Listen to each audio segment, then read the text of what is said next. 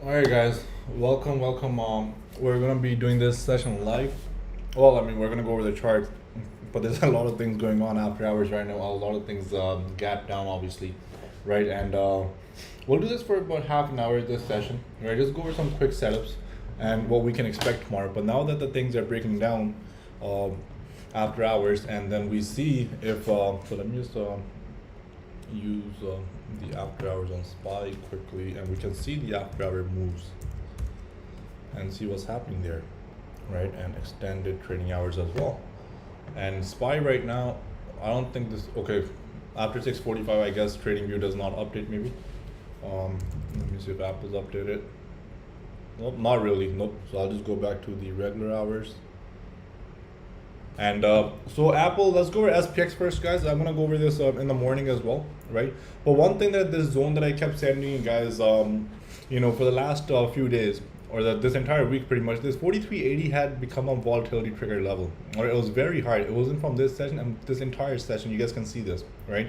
Here on 28th of Feb, a few days ago, right, we had this little poke above, and then we had a gap down. They brought it right back up that no, we're gonna go up. And then there was another selling pressure here. They sold it right away, and then it consolidated, market did what it had to do, right? There was not much going on, and then we had a little rip, right? And then it poked above 4380. It held here yesterday all day. Not today. Today's action starts from here, right here, after this line, but the market held yesterday in this zone. So basically, that was a sign that the market's showing strength, but it was a tug of war between bulls and bears. So nobody was really winning, right? It was just back and forth, back and forth.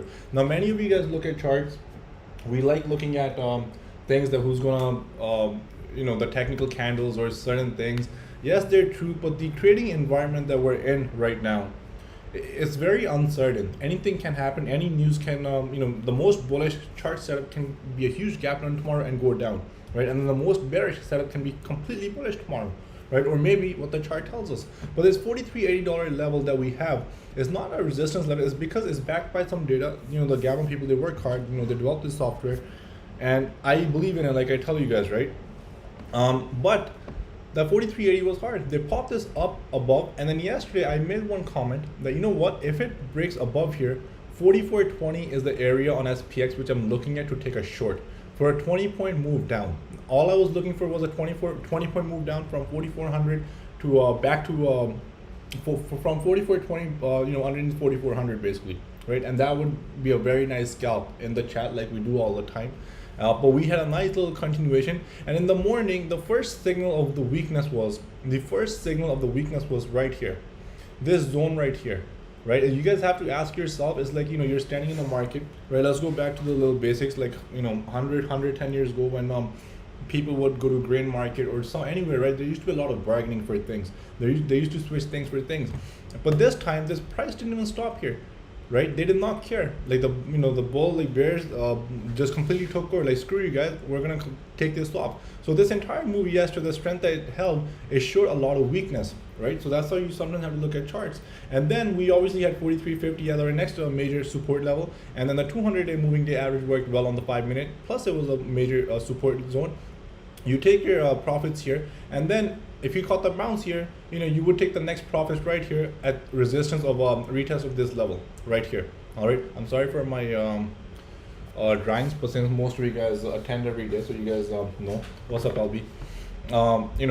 And then obviously they tried to go back into this zone, into the 43.80 zone. It did not work, right? It did not work well. They gave us this one big candle which screwed up the completely interpreted charts. We nailed some Apple puts between the day, but then this candle right here sort of screwed up the chart.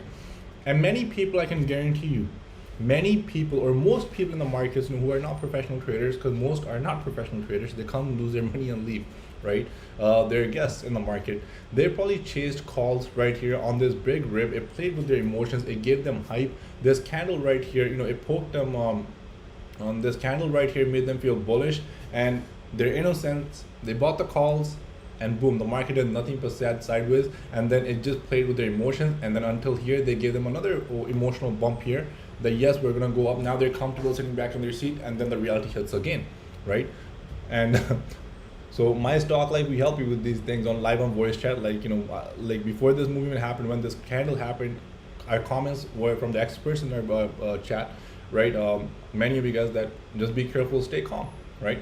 And then we sold off, and we sold off near 43.50. And let's go on the daily chart now. What we have here on the SPX. On the daily chart, not bad. Right here, we're in this zone, right? But one thing that I do want to point out, right? I pointed out this in the morning on IWM, that this chart looked so bullish on 9th of Feb. On Feb 9th, it looked super bullish, and it looked super bullish on 2nd of Feb. But what happened after? They deceived you guys, or people, not you guys, the market out there, right? They completely sold it off. And then the same thing was happening here when I was seeing that too many people are getting bullish. That's fine. This market could have ran, but I was uncertain. I was not a bull or bear. I'm never a bull or bear. I just play the levels, as you guys know, right? And I waited. Then you know what? On the longer time frame, it's a bearish pattern. It's probably gonna go here somewhere, get rejected, and come down, right? And so SPX here now, the only number that matters tomorrow is 43.50 as of now. In the morning, depending on the gap down and gap up or whatever it may be, God knows, we'll see what happens. But if the market holds, if we open around 43.50 and we hold below 43.50 for some time, we're likely going to take out the second March lows, and we're probably going to go visit the lows of March 1st. And there's a good chance, if this nuclear news are real, if these anything is positive, any major positive news come, then we can even close all the way green. So let's go look at the weekly candle since tomorrow is Friday. I'm spending more time on SPX, and you guys can relate this to the entire market.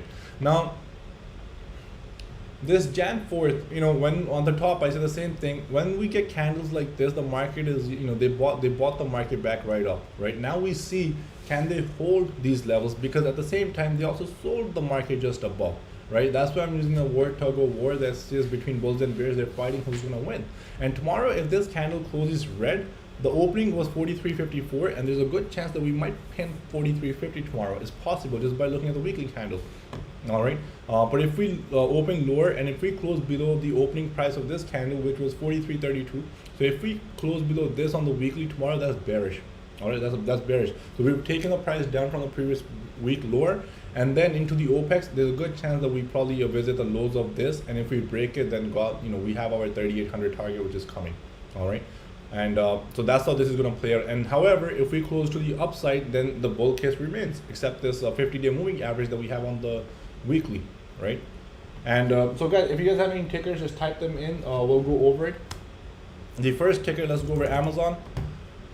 On the weekly, is super bearish. I wonder how many people again got caught here, right, on this candle on the weekly that's bullish, right? Our candle is super bullish, obviously, but it can also be bearish if you look at it from a hanging man point of view as well, right? And but Amazon tomorrow, right now, it's already dripping. If we close below the opening price of 31 Jan, I'm looking at the weekly candle right here on Amazon. If we close below this candle right here on Jan 31st, this is coming right here, 24.70. The gift on Amazon equity load up will be coming right here. All right, so just keep it in mind. It might happen in March sometime, maybe April, I don't know, maybe next week, who knows. All right, if we close below 28.95 tomorrow, if we close under 28.95, this is very likely a touch towards the 200-day MA, and then it's probably going to bounce off it first, and then for a few weeks we're probably going to go sideways in here. So the month of April, we're likely going to go sideways and maybe up. All right, that's just my own little prediction on Amazon. And on Amazon today, I called some butterflies to a downside. Gurvinder, if you're listening, I called Amazon butterflies. So as I'm doing charts, I'll do some lessons here for you guys. Amazon put butterflies. The strikes were 28.60, 28.30, and 2800, I believe. Gurvinder, correct me. So this was one set that I called. The next was 28.80. 28.50 and 28.20 put butterflies. The cost for these was, I think, around $1.30ish, I think, or maybe $1.15. I'm not sure, but whatever. And the cost for these was going for $2.40, I believe. Gurvinder, if you're watching, just type it in. I can see it. And now these butterflies, basically, I chose a 60-point range. A 60-point range. The max return on these is 30, right? So if Amazon trades tomorrow under 2,900 right at the open, these are going to be way more than double, right? They're probably going to be trading at 150, 200% at the open. Amazon put premiums were high, so that's one of the reasons I did not enter it. But that was a clear signal that when Amazon was trading at 3,000, I'm just going to tell you guys something. I posted this in the chat as well. when Amazon was trading at 3,000 today. The next week puts, let's talk about them. The next week 3,200 calls were going for roughly 550ish, I think, and the 2,800 puts were going for around 1,350, I believe. You guys see the difference here, right? Amazon's trading at 3,000, calls are only 550. Now I do understand VIX is high. Obviously, you know, that means a fear and uncertainty in the market, which makes the market go down most of the times. All right, that's why, you know, it's high. But 2,800 puts were priced 1,350. That's more than almost 150% premium on puts. So that was a clear indication that, man, the market makers know something, or they know that something's gonna go on tonight. Any headlines, or just the way Amazon's structured with inflation, with the gas prices rising, oil going up crazy, is a clear indication that, you know, the market's not gonna accept that fact. So this was a huge tell that the market's going to stay weak and likely going to dump. And then Bucky, obviously, you know, the master of the 1 hour bearish charts, we call him a bear in our group, and he's damn on point.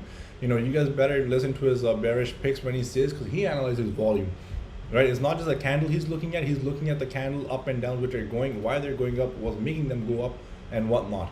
All right. He told me what Amazon puts here, basically.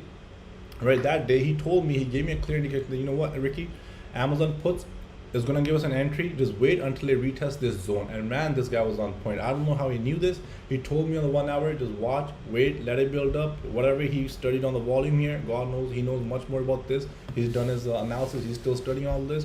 And then today at this retest, he said Amazon puts. And that accuracy, I don't know where else we're going to find this kind of, you know, analysis. So that's amazing, right? And then obviously we have a T with his scalps, fast fingers. He's always giving us tips. Dr. LB Love, right? I mean, one of the best day traders you guys know.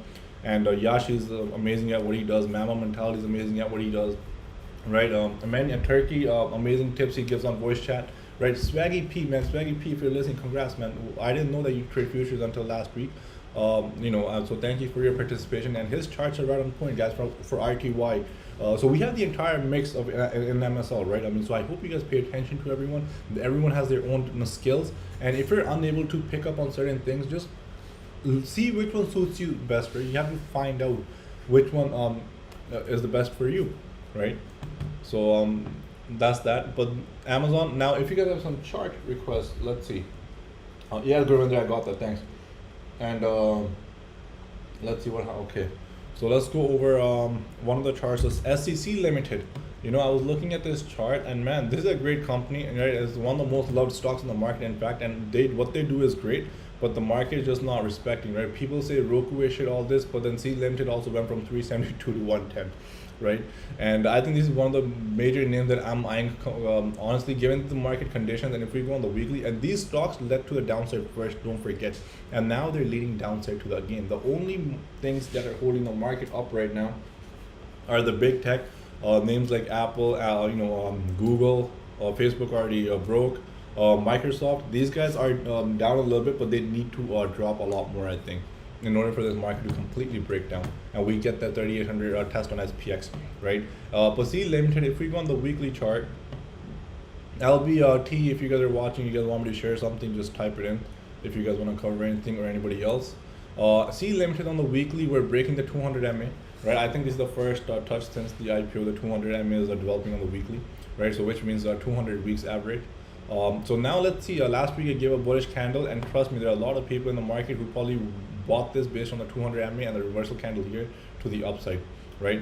And but obviously, you know, those people are not looking at the macro factors, they're just looking at the technicals, they're not looking at the fundamentals, they're not looking at what's going on around the world, and they're not just understanding this FOMC or OPEX, you know. Most of the people that trade options, they don't even know that there's something called OPEX. They don't even know there's something called quad weighting. They don't even know there's something called FOMC, like, you know, the Fed that comes, you know. So, and they're trading, right? But SE, the failure to hold here, I think the next zone that we have is all the way right here, which is probably 52. I'm not saying we're gonna get to 52, right? I'm not saying we're gonna get to 52, but just keep an eye on it. If it gets somewhere around 60, 70 bucks, if it drops, it's gonna drop really fast. This volume selling is not good. Bucky can explain, and maybe we hold under here for some time, and then maybe in the coming years we reverse. But this stock is done for a long time, I can tell you that for sure. PayPal. So we're looking at something like this on Etsy to happen, right? Something like this. PayPal also, if somebody told you from 310 is going to go to 100 within a few months, nobody would have believed, but here it is, right? So, and it's at a very strong demand zone approaching around the $88 zone. Here is where I would personally start scaling in very small, not fully, a scale in at this zone right here, which happens to be a roughly $80 zone, right? So about 80 bucks is where I will look to buy PayPal maybe, all right? $80 zone, roughly here. Yep, a lot of supply and demand here. This is where I think PayPal bottoms, and then slowly we'll see how the market is. We go up, all right. And one thing that I just want to go over, Microsoft, right? One of the best stocks in the world. Something that you guys need to know. If don't see lately, people have gotten used to V-shaped recoveries, right? I love them. People have gotten used to V-shaped recoveries. They're amazing, but just know there's a monthly chart of Microsoft, right? Microsoft also went up a lot. Whatever you buy, anything you decide to scale in with a long-term view. Don't expect a big V-shaped recovery right away. When the market breaks down like this, sometimes it takes a long time to recover, 2, 3, 4 years maybe, unless the company shows some strong growth or some crazy numbers or something. Then obviously that's a different story. But Microsoft was done after this huge pop from $5. It went all the way towards 37. So this basically reminds me of companies like PayPal, C Limited when I look at them. And Microsoft was done for many months to come, right? So be careful, and we can go in for. I'm not saying this is going to happen. This is just something I'm comparing what's possible in the market. But when the 2-decade chart breaks out, like Microsoft, which we play in MSL a lot, they run a lot as well, right? So Microsoft here just, oh man, look at this, right? And obviously last month they gave us a clear indication of a top, right? Gave the same indications a few times, it didn't work. But here, once this candle took out the lows of these top 2 candles held, that was an indication. For me, based on the weekly, on Microsoft, right?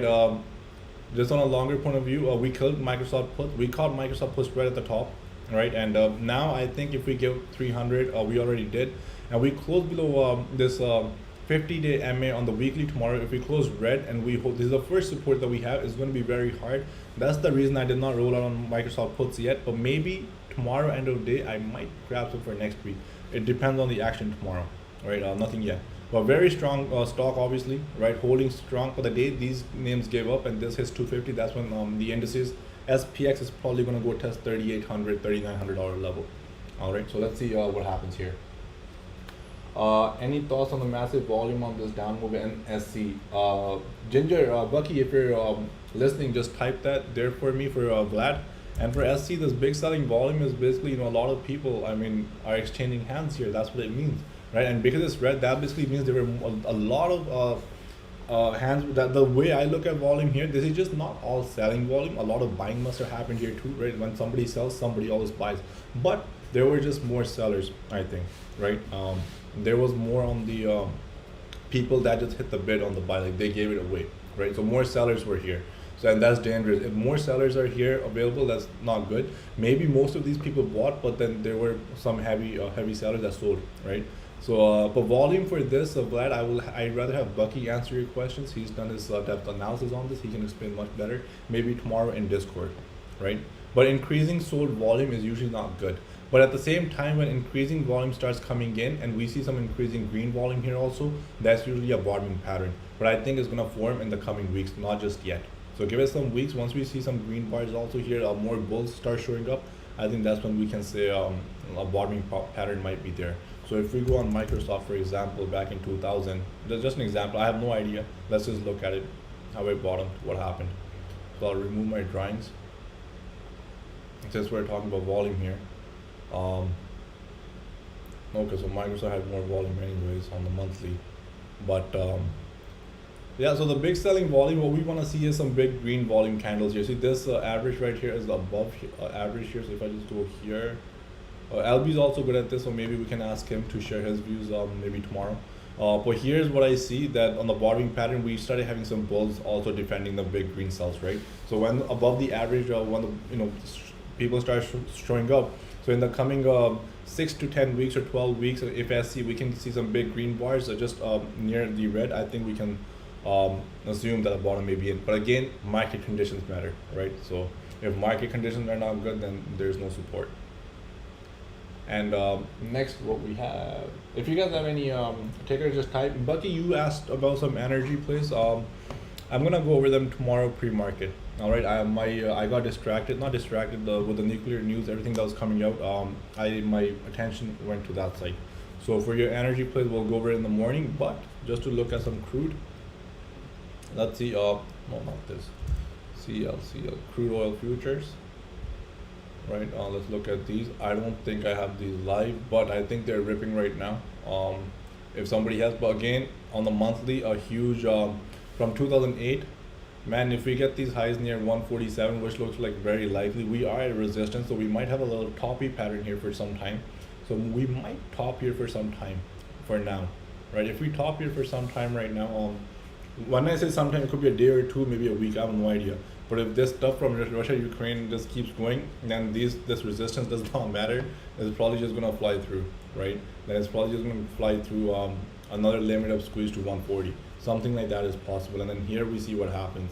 And if oil up is not good, and VIX above 27, something I just want to go over with you guys. You guys need to know this one thing.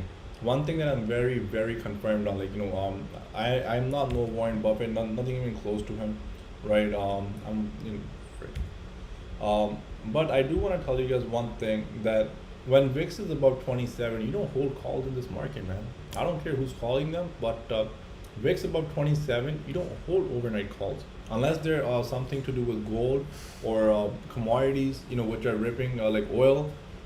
If you have your legit reasons, but if you're buying call in tech or growth or other things, any regular stock, if you're buying them with VIX above 27 and you're holding them for more than 1 day, that's a foolish mistake, man, right? Unless you're playing with profits, right? LB, for example, had Tesla calls, but he clearly mentioned to you guys that he's using profits from Tesla call in case the flow is real and it goes, right? So it wasn't from the call, and he made a lot of profits on Tesla, right? So I think if you, for example, if I have 20 contracts and I may double them or whatever happens, I don't mind throwing 20% of my profits into call in for the continuation. If the market holds up, fine, fair enough, right? But with VIX above 27, write this on your computer. You never buy calls for more than a day. I can tell you guys this right now. All right. And below 27 also, you want to see if the market is holding up well before jumping in, right? And VIX has been holding above these levels. Usually a spikes gives up. But when it starts holding like this, when it starts flagging like this, that means there's still fear, uncertainty, there's still volatility in the market. So options will be priced. And yeah, anybody use pre-market to see where stocks will open? Okay, so Oscar, your answer to your question, pre-market, when things happen, basically what you want to look at is you want to go on futures. Maybe let's say if we go on finviz.com here, right? I go on futures right now. These are 15 minutes delayed, I believe. Let's say we go on S&P SPX, and I go on the hourly.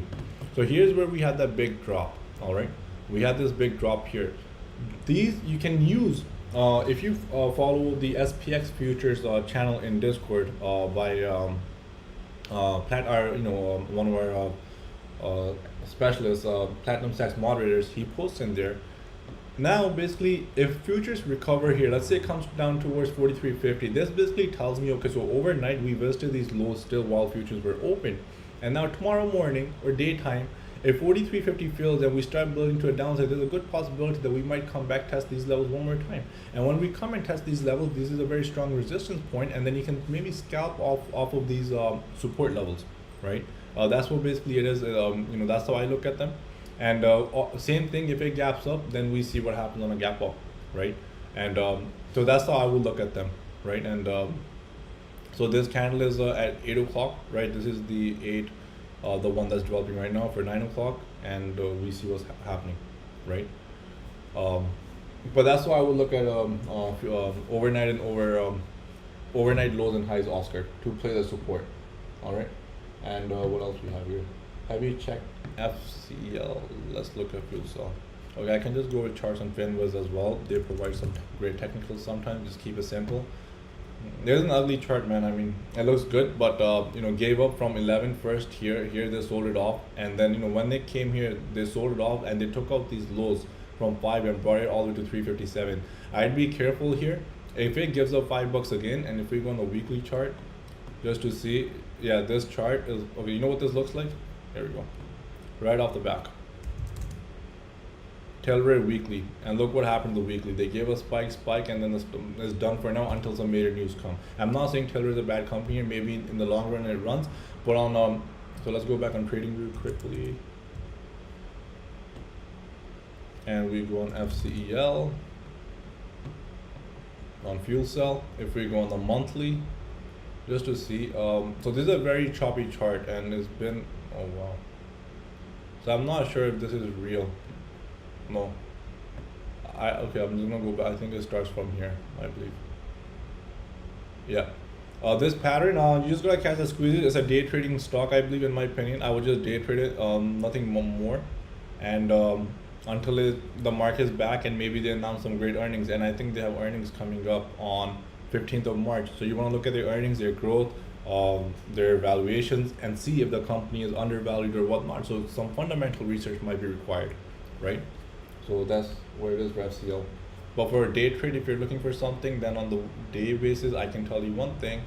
But given market conditions, it's probably going to open down tomorrow. And if energy prices, whatever this company does, I don't follow it, to be honest. Right now, it's just at support and resistance. So it's at a very critical point. Right. One stock that I want you guys to keep an eye on is Google. Google is likely going to break down if the market is weak. Right, but if Google gets to this zone right here, mark this down. If we get to this zone of 2400, I will likely start scaling into some leaps in 2023. Right, not at the first attempt. I will wait. Maybe we even visit lower. Who knows? Maybe we even get 1900 on Google. I'm not saying it's going to happen, but something crazy happens in the market on the OPEX or something within the Russia-Ukraine, and some crazy dump can happen. If it happens, I'm not saying it's going to happen, guys, but anything is possible, right? I do believe that Google can go to 900. It's simple, right? If it comes here, I will load the board on equity, obviously, but the first scale in for me is right here at the 2400 zone, 2400, 2500, and it's probably going to happen fast if we take out the 24th Feb lows. All right, because if the conditions or the world are good in May, June, Google is likely to run into the split. Now, another thing that you need to understand is, with the inflation increasing, when we get the CPI, PPI data this month, see what the numbers are, I have no idea. But with oil rising now, with oil up so high, that's going to raise the prices of a lot of things. So inflation, you know how Fed starts over, inflation under control, is this and that. But we need to have common sense, right? Fed only makes fool out of the people most of the time because they just want to keep running for the voting, whatever it may be, God knows.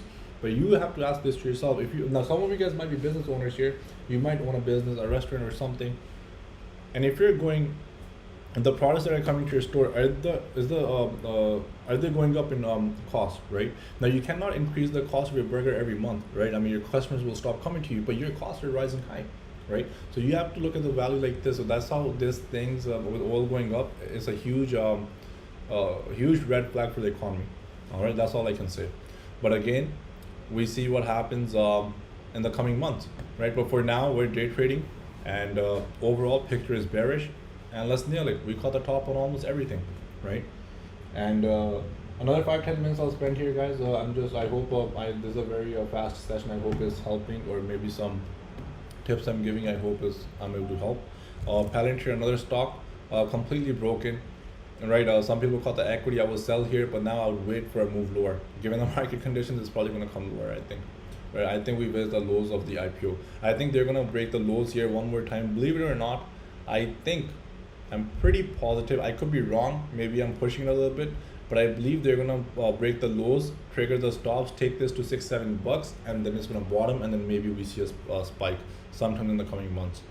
So, and that's what I'm waiting for on Palantir, to be honest. I have my alerts set as soon as it breaks $8, right? I believe it breaks $8 given the way chart looks and what I've seen in my life. Right, I stopped falling in love with stocks. I stopped believing in anything in the stocks.